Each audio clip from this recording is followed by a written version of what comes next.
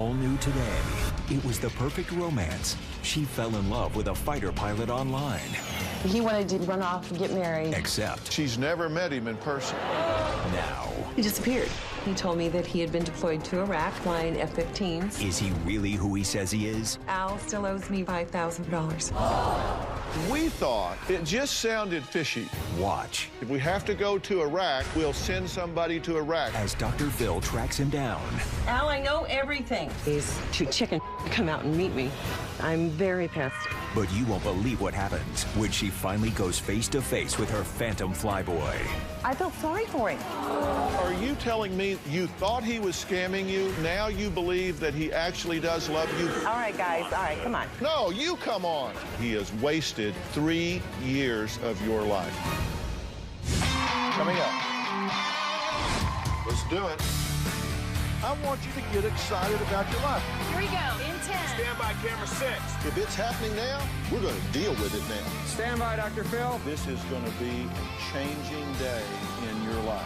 Stand by A, and roll A, track it. Go, Dr. Phil.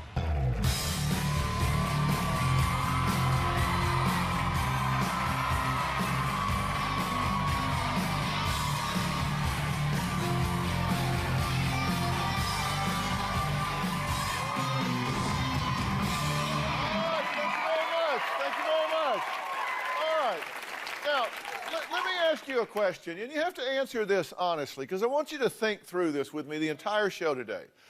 When you meet people, you always try to put your best foot forward, right? You wear makeup when you go out. You want to look nice. Sunday best when you go to church, right? I mean, I show up in a suit and tie because I'm wanting to look credible. Okay?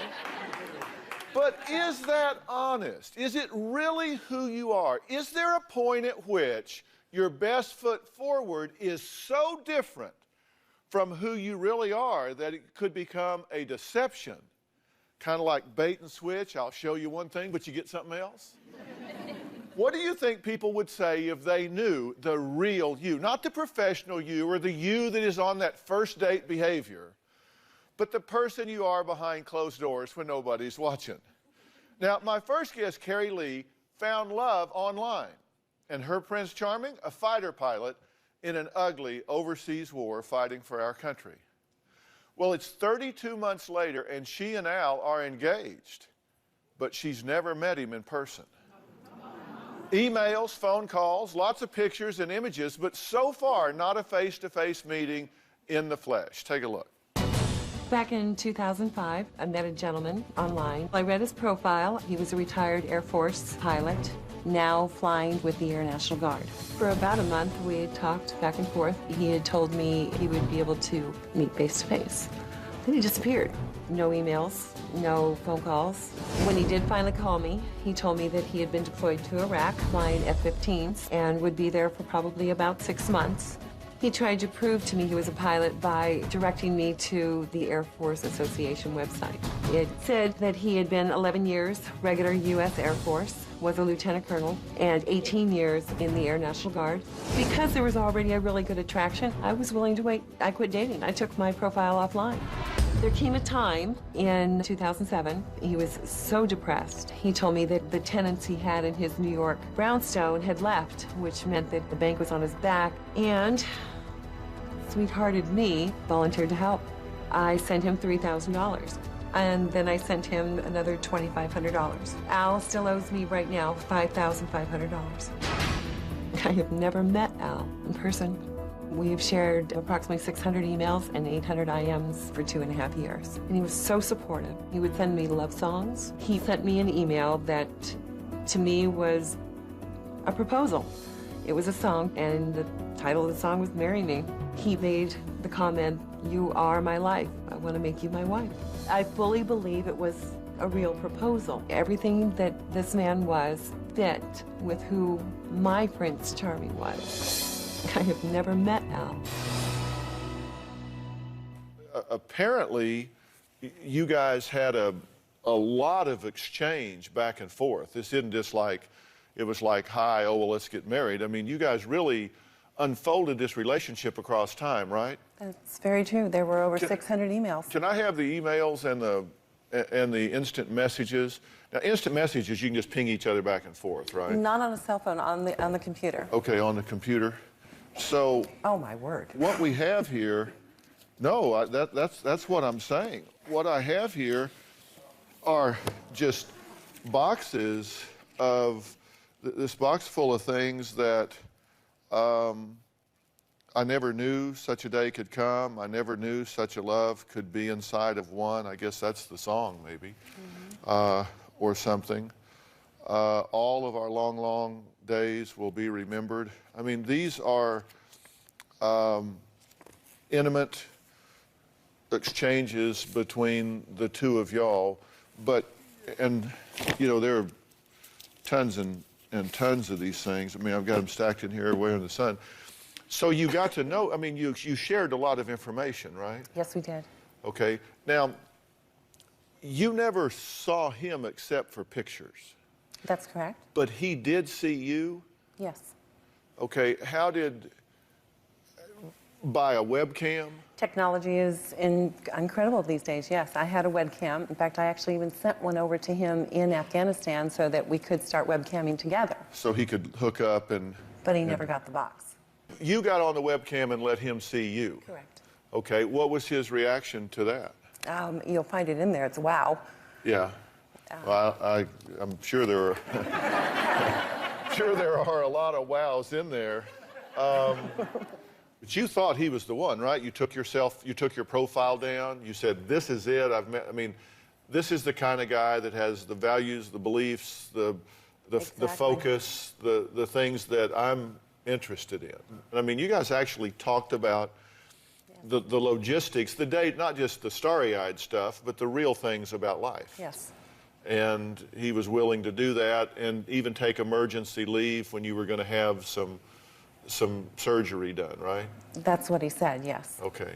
So we decided at your request to find out exactly who this Al character really was. Now, we told Carrie Lee that we would track him down. And when they brought this to me, I said, look, let's find who this guy is. Let's find where he is. If we have to go to Iraq, then we'll send somebody to Iraq. If we have to go to Afghanistan, we'll send somebody to Afghanistan. So we started looking, and this went from Maine to Florida and now to Los Angeles to get this lady some answers. We're going to talk about what they are when we come back.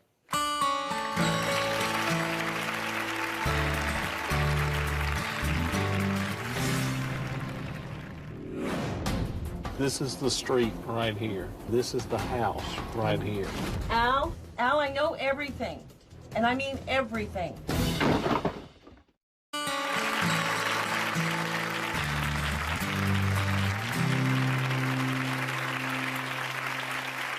Most people tend to trust themselves. We believe that we know our spouses, our siblings, our friends, but do we really?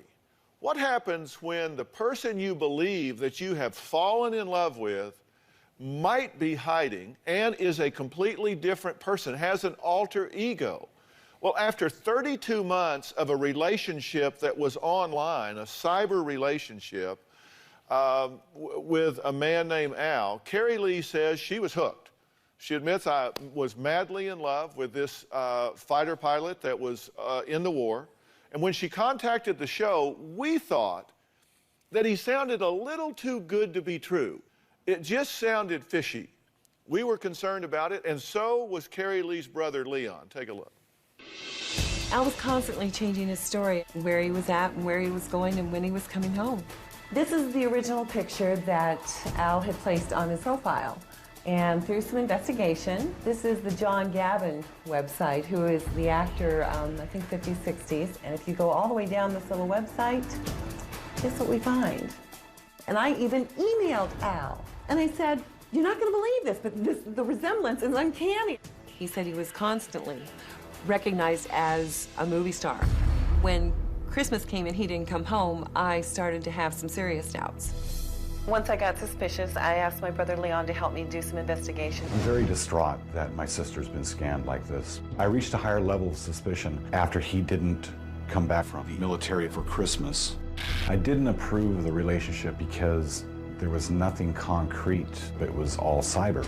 I found a blog on an Air Force Association site where this man was answering a question that somebody else had posed, and the statements indicated that he was older than what he had told Carrie. I was always under the impression that Al was 51, but we discovered that he was actually 61. I've been lied to. I've been betrayed. He sent me pictures of his car with the license plate on it, and so I took it over to the police department and had them run the plates. They did come back to Al. This whole time, he told me that he's been in Iraq. He's actually in Florida. He may not have ever even been a pilot. I was waiting for a ghost, a phantom. Dr. Phil, that's why I contacted you. I needed to find out the truth. Well, Carrie asked me to help her dig up the truth, and with the help of investigator Harold Kopus, take a look at what happened. Well, I'm finally going to Florida. I'm a little bit nervous, but knowing it's the first step in a long journey that's been coming for a very long time. The reason I want to confront Al, being able to see his reaction and being able to ask the question why, I really feel that's my right.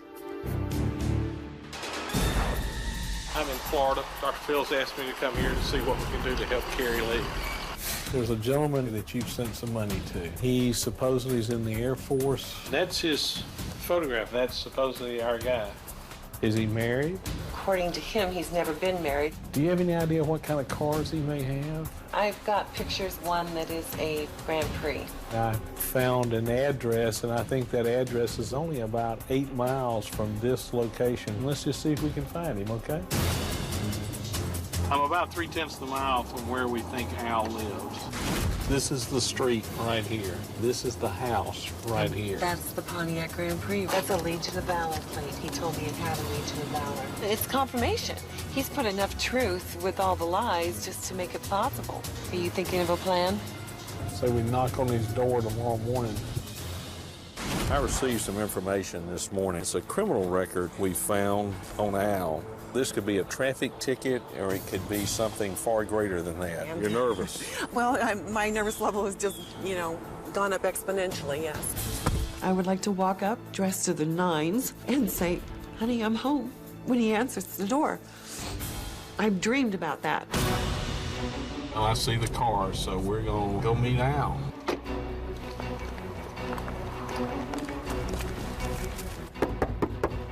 Al? What is that about? Oh, are you Al? Do I sound like Al? No, you don't. May I see Al? No, he's sleeping. What is this about? My name's Harold Kopus. I'm here to see Al for just a minute. If you could ask him just come to the door, I'd appreciate it. Well, that's not likely to happen. Who is this? I'm a private investigator. About what? Well, I need to talk with Al. Are you his wife? Yeah. Well, in a manner of speaking. If you just ask him to come to the door, I'd appreciate it. He said he's really not here. I was asleep. Well, Al's here. You just got through telling me he was sleeping. We always say we're sleeping. I know he's inside that house. Of course, there's confirmation of a wife. I also know that he's too chicken to come out and meet me. I'm very pissed. I am infuriated. This man has put me through hell, and he can't even have the guts to walk out here and face me. I bought this box. It is the Christmas gifts that I had ready for Al the last 2 Christmases when he was supposed to come home. I want to leave these here. He needs to have them. Al, this is Carrie Lee. Please come to the door. Al, I know everything. And I mean everything. I have your Christmas presents here for the last 2 years. Oh, this is so childish. How many times have you told me about the Air Force Creed and what it meant to you? What happened to the honor, the integrity? I guess honor is dead.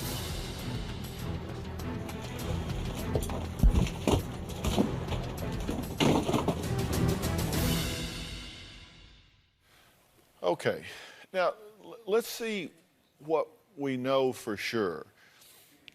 He said he was currently flying a plane in Saudi Arabia, but we found him living in Florida with another woman who says she's his wife, then quasi. You define that one. I have no idea. Harold, that's what you said, right? Quasi? Quasi-wife. She even then changed it to say, well, I just live with him. Okay, so wife, quasi-wife, I just live with him. We're supposed to be flying a plane in Saudi Arabia, and he's living in sunny Florida. He says he's a lieutenant colonel in the Air National Guard flying F-15s for ground support in the war, but he's not registered as a pilot, and he says he flies for Delta when he's back home. They say they can't confirm or deny, but he's not registered there. He says he's 51. It turns out, we find out that he's 61. He says he has 3 brothers and a twin sister. As it turns out, he has one brother that's now deceased. He says he's going to pay you back the $5,500 that you gave him. I knew I was going to get blasted. and he hasn't given you a dime. He says that he's going to talk to the military chaplain about marrying you so he can put you on benefits, and that his brother is a surgeon that can do some reconstructive surgery that you have planned for for your jaw. But of course, his brother's dead. So it's going to be hard to do the surgery. And he was going to take leave, and he says he owns a brownstone in New York City, and that's kind of what he needed some money for, right? Because his tenants moved out. And Harold, you found no record of him owning any property anywhere, not in New York, Florida, Saudi Arabia, Afghanistan, Iraq, or anywhere, right? Nothing. And your brother, he's been nervous about this from the beginning, right? But he's been very supportive of me and hasn't really vocalized much of that until, of course, I started having really strong doubts. Okay, well, we're going to talk to him when we come back, and we're going to find out what happened in the hours after Carrie Lee dropped Al's Christmas presents on his door. You're going to be real surprised, because this story isn't over.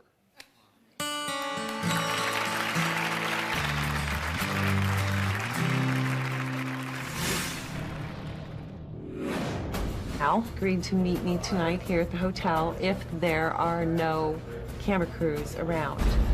Now turning the camera off.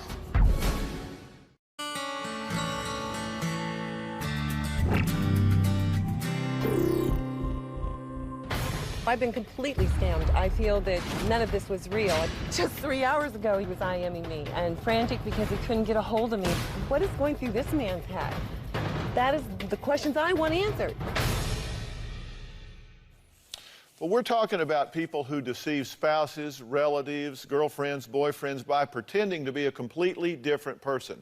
Now, Carrie Lee started suspecting that her online boyfriend turned fiance, Al, wasn't who he appeared to be. And after 32 months of believing he was a fighter pilot in the Iraq War, Afghanistan and Iraq, currently flying F-15s overseas, she traveled to Florida with the help of our investigator, Harold Kopus, to try and find out. Now, both he and Carrie Lee confronted Al at the house.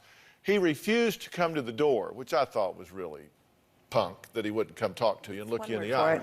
Later that day, Al agreed to meet with Carrie Lee for the first time in 32 months. He said, I'm going to come out, I'll meet with you, but with no cameras. Take a look. Came up to my room and found an IM from Al. He has agreed to meet me tonight here at the hotel if there are no camera crews around. For security reasons, I'm going to be right there near you. Okay, let's go. Let's do this, okay? Now turning the camera off. I finally got to meet him. It was emotional. He was extremely nervous, agitated, almost in tears. It was almost like a child who got caught with his hand in the cookie jar. Al is much older than he said he is. He's a fairly attractive man, and he's definitely not John Gavin. My perceptions were correct. He does have extremely deep feelings. I'm a little concerned that it might even be borderline obsession. He did tell me, yes, that he did work for Delta, that he had been 11 years in the Air Force, and now 18 years in the Air National Guard. When I asked Al about being over in Iraq and Afghanistan, he says, I was over there in 2002 and 2004. I just didn't tell you when. The woman at his house, he tells me, a lifelong friend, and is a very emotionally disturbed woman, and there's no one to take care of her, so he lives in the upstairs of the house, she lives in the downstairs because she has nowhere to go. Al was so adamant that we don't need help. We just need each other. That he loves me more than anything in the world. Tried very hard to get my room number, which of course I didn't give him. He wanted to immediately just run off and get married and leave all of this behind. I said, you've got to be kidding me. I don't know who you are. I needed to be able to sit there in front of him and look him in the eyes and say, why? Why would you do this to someone you cared about?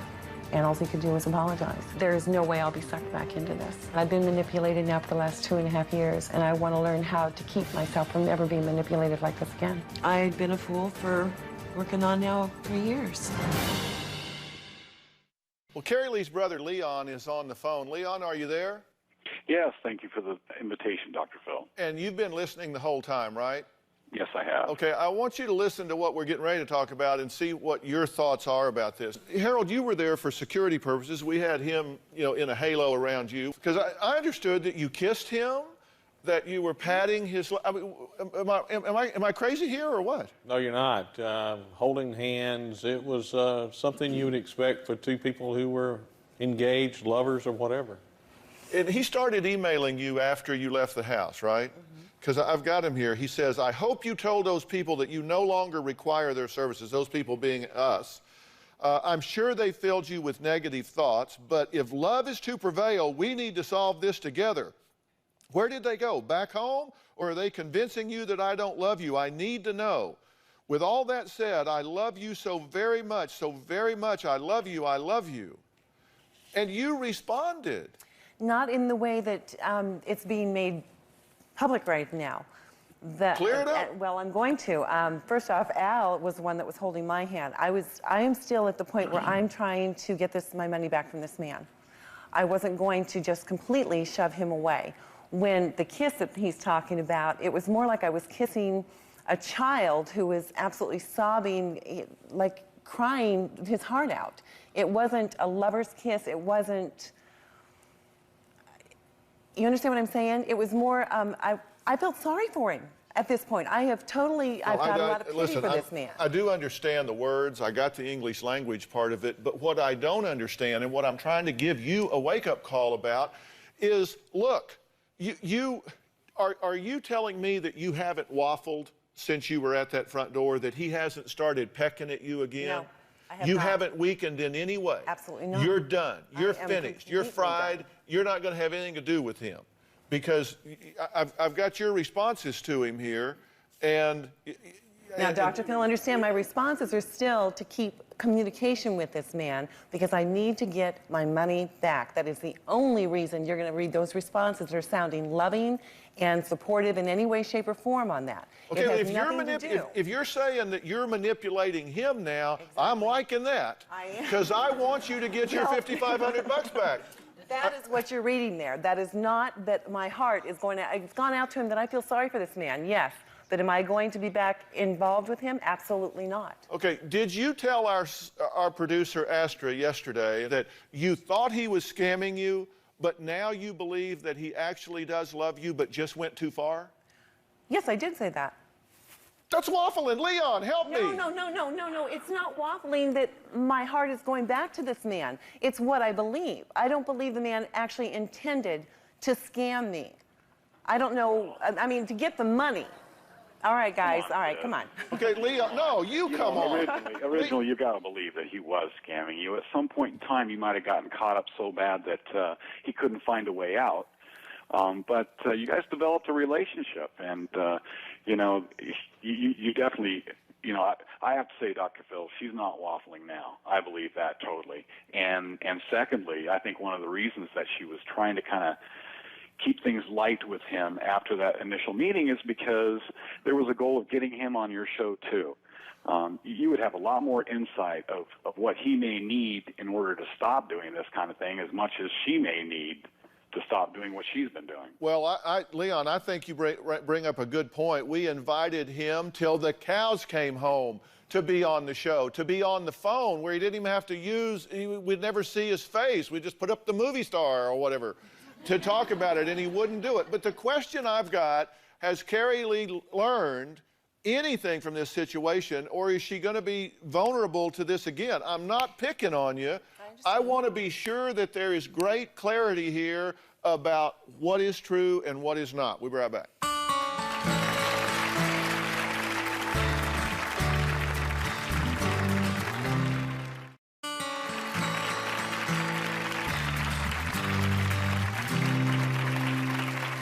Well, I'm here talking with Carrie Lee. Her brother Leon is on the phone as well. After 32 months of dating Al online, Carrie Lee says she suspected that her boyfriend turned fiance wasn't who he portrayed himself to be.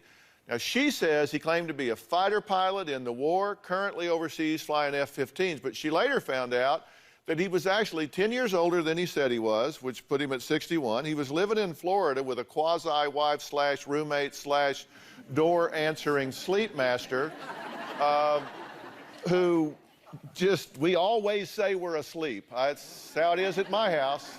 Is Robin there? She's asleep.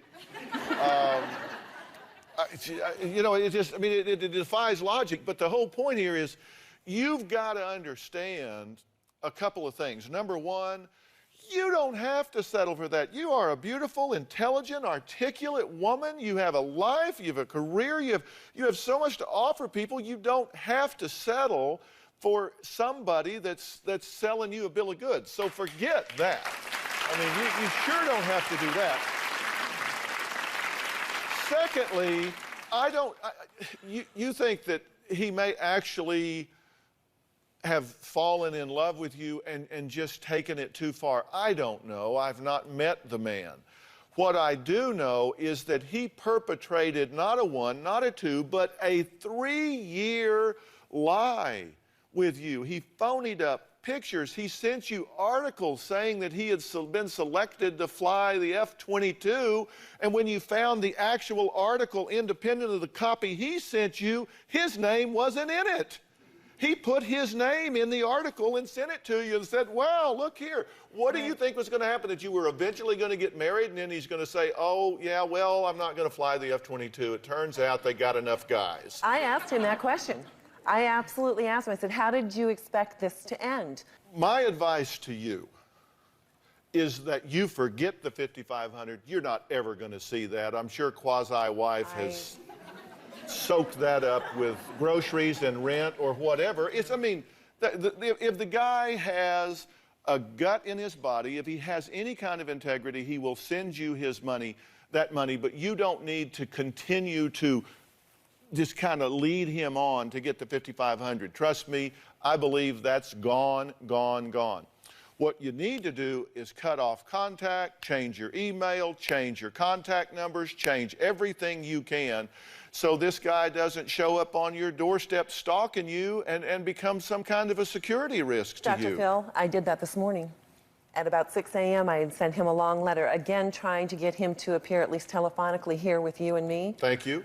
But I took a page out of Harold's book, and I got very, very tough with this man and told him there were 2 things he had to do, and that was one of them. The second one was starting to send money to me, but via my brother because I was moving. If he didn't, I was getting rid of my phone number, changing it, my email address. There would be no contact whatsoever. You need to stop contact with this guy. He has wasted 3 years of your life. What have you missed? What relationships have you missed? What joy, what fun, what things have you missed because this guy dominated your mind and your heart and your focus? Don't give him one more minute of one more day. My mama had always told me that my loyalty was my greatest asset and my greatest liability, and I've been kicked in the teeth because of it. Yeah, well, it's misplaced here. Yes, sir, it is. And it's time to move on. So really, let him talk to your brother. And if you hear from him, let Harold know. So we can stay on top of the situation, okay? All right, next, we're going to meet a 52-year-old grandmother who's on the other side of this alter ego. She pretends that she's 35, denies having adult children, denies having grandchildren. She's one of those people that says, misdirection, I'm not who I appear to be. We're going to hear from that side of this equation when we come back.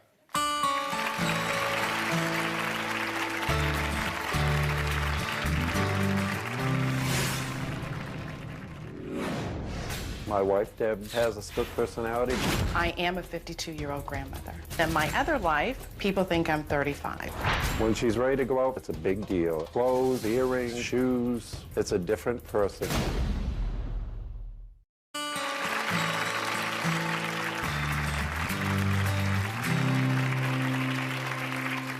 Well, we're talking today about alter egos, when a person chooses to live 2 different lives, tell somebody one set of facts when their life is another. Now, Dean says he feels his wife, Deb, has a split personality. For the past 3 years, Deb pretends to be a 35-year-old married woman with no kids, no grandkids, just 2 dogs. But in her private life, she's actually 52, is a grandmother, has 3 adult children, and 4 grandkids. Take a look.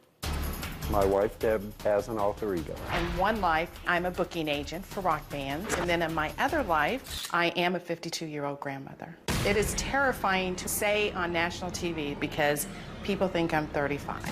When she's ready to go out for a show with the band, it's a big deal. Clothes, earrings, shoes. If I didn't dye my hair, I would be completely gray. Debbie likes spiked hair, wild. The makeup is heavier than normal. I always make sure I have on big, bold, funky earrings because that's hip.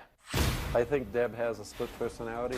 When Deb's at home, it's typical housewife. Oh, you got a poop scoop too. When she's going out, it's a different person, younger, upbeat, and ready to go. When I'm asked if I have children, I will reply, I have 2 dogs at home, Dog Mommy. That's my nickname. She does not wear her wedding ring when she goes out. She should be proud that she's married. When the bands come to my house, I remove all the pictures of my children. I change the picture on my laptop. I usually have my grandchildren, but I change it to my dog. When we know a band is coming, I get the lecture every time. My husband and I go over a question and answer session because my husband always slips. One time when the bands were here, Dean yells, "Grandma!" And I look at Dean and I'm like, I am going to kill you. If she's close to me, she'll kick me. If Dean is not able to keep up the facade, I'm going to have to ship him to a hotel. 2 years ago, my son was living with me. Deb made her son, Stephen, pretend to be her cousin. He was pissed off. I am a big liar and a big hypocrite. And I despise people who are hypocrites. I've tried to talk to Deb about this, and I can't get through to her. For me to lose my alter ego scares the shit out of me because it has become a part of me. Well, you realize you're on the Dr. Phil show. And yes, and I know it's either going to... Millions and millions and millions of people watch this show every day, and that is the camera. So you're kind of blowing your cover, aren't you? I hate hypocrites. I hate liars. I teach my children and my grandchildren, do not lie, it's better to tell the truth. And here I am, big L and big H. I'm a hypocrite and a liar. And I hate it. And I'm tired of it. Well, yeah, she's sending you, she's making you hide and go to a hotel or hide. It's the same every time the bands come over. We have a question and answer session that we go through. A week before the band gets there, we go through question and answers. The day before the band gets there, we go through question and answers. The day the band gets there, we go through question and answers. And he still screws up. No, he doesn't. He just can't forget who he is. He can't forget that you've got you've got adult children and 4 grandchildren. That's just kind of in your DNA because it's the truth. You're the one screwing up. But he has to. And I don't know how to say this without being indelicate. Go ahead, hit me. You don't look 35. Okay. I mean, I'm not trying to. You're a very attractive woman. Seriously, you really are. You're very well groomed. You're very attractive.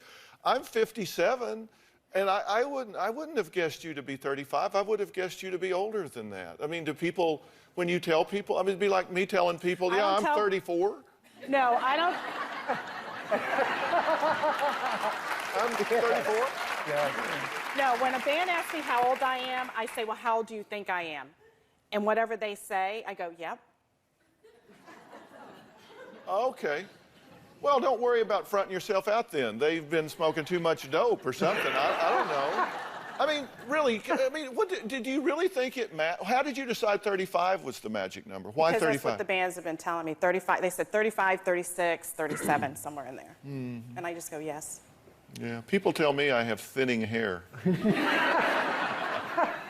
Yeah. But listen, I mean, don't you think that you're missing a lot of who you really are? I mean, if I'm in a band and somebody can get me bookings, they're making me money, they're getting things handled, stuff's happening, I wouldn't care if they were 12 or 112 if they're getting the job done. But they will change their perception of me. They will start looking at me as the grandma, The grandma that can't be hip, the grandma that can't like rock music, the grandma that can't say the F word to them, because that's how we communicate with each other.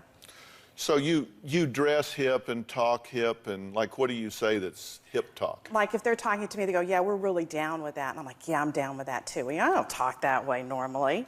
Or they'll say something sweet. You know, I go, yeah, that is sweet. You know, and I don't talk that way normally, but I talk that way with them. And when they call me, you know, I'll say, how the are you doing? They go, well, I'm doing good.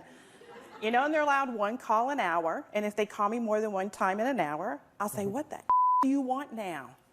You know, so that's how I talk to them. So you're throwing F-bombs and saying things are sweet. Yes. Yeah. Boy, that'd fool me. Coming up, now we got to take a break. Dean claims that Deb's alter ego is just a cover-up for her true fear, which is growing older. We'll be right back and let her answer that question.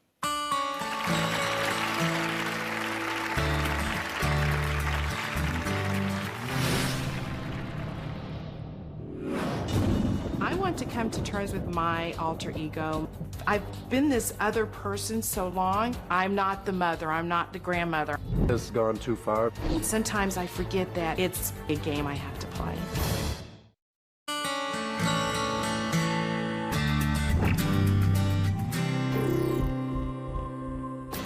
I do not tell anyone that I have 3 children or 4 grandchildren. I'm not denying them. I just don't acknowledge them. I am scared to death of being viewed as a grandma. If they were here and a band was coming and I had to tell them they had to leave, it would rip me apart inside, but I know that's what I have to do. Well, we're talking about people whose private life is at odds with their public persona.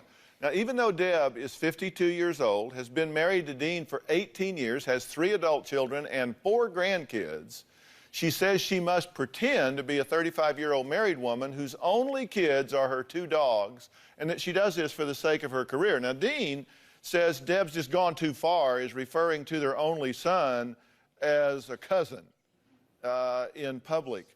Do they think Dean's 35? No, they think he's married to a much younger woman. Okay. So, and how old are you? 56. And you're okay with that? Yes, perfectly. You're perfectly okay with that? So they think you just married an older man? Right. Okay.